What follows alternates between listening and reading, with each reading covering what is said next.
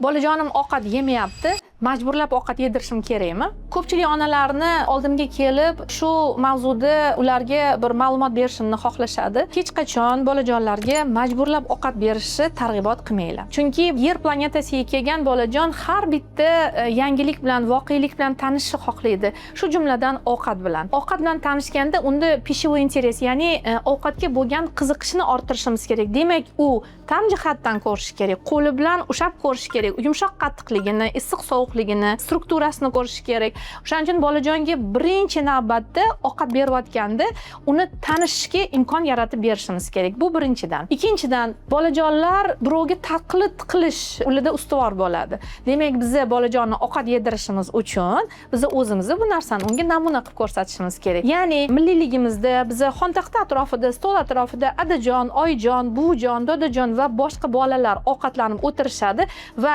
yosh bizani bolajonimiz ularni qanaqa harakat qilishayotganini ko'rib, shuni takrorlashga harakat qiladi. Demak, biz shirin suhbat qurib, bolajonlar bilan, buvijonlar bilan suhbatlashib, ovqatni qoshiq bilan yeyishlarimizni o'rgatishimiz kerak. Bolajon shundan namuna olib, u ham shu narsani sekin qaytaradi.